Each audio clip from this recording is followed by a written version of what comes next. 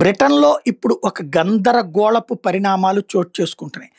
అందులో ప్రధానమైనటువంటిది ఏంటి అంటే ఏదైతే సోషలిస్ట్ గ్రూపులకి, ఇటు ప్రభుత్వానికి మధ్యన ఎదురవుతున్నటువంటి పెద్ద వివాదం.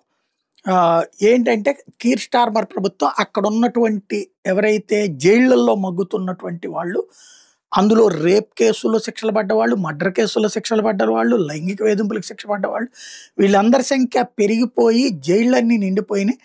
10 మంది ఉండాల్సిన జైల్లో 50 మంది, 100 మంది ఉంటున్నారు. తద్వారా వాళ్ళకి మానసిక ఆరోగ్యం చెడుతోంది, శారీరక ఆరోగ్యం చెడుతోంది, వాళ్ళ మానవ హక్కులు మంట కలిసిపోతున్నాయి అంటూ కొన్ని స్వచ్ఛంద సంస్థలు ఇచ్చినటువంటి పిటిషన్ల ఆధారంగా జైళ్ళల్లో ఉన్నటువంటి శిక్ష పడి జైలు శిక్ష అనుభవిస్తున్న వాళ్ళందరినీ విడిచిపెట్టడానికి కీర్ స్టార్మర్ ప్రభుత్వం ముందుకొచ్చింది.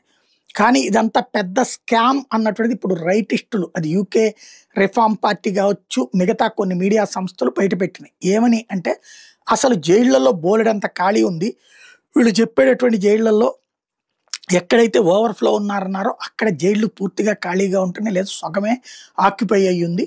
కానీ ఈ స్వచ్ఛంద సంస్థలు ఆ చొరబాటుదారులకు అనుకూలంగా సోరోస్ నుంచి ఫండింగ్ తీసుకుని, లేదా విదేశాల నుంచి ఫండింగ్ తీసుకుని వాళ్ళు ఇట్లాంటి తప్పుడు నివేదికలు ఇస్తే ఆ నివేదిక ఆధారంగా క్రాస్ చెక్ చేయకుండా ఖైదీలందరినీ వదిలిపెట్టేయడానికి కీర్ స్టార్మర్ సిద్ధమవుతున్నాడు. అలా బయటకు వచ్చినోడు రేపు పొద్దున మళ్ళీ బ్రిటన్ అమ్మాయిల మీద అత్యాచారం చేస్తాడు, బ్రిటన్ అమ్మాయిల మీద లైంగిక వేధింపులకు గురి చేస్తాడు. ఇదెక్కడ ధోరణి అంటూ నిలదీస్తూ ఉద్యమిస్తున్నారు బ్రిటన్ పౌరులు.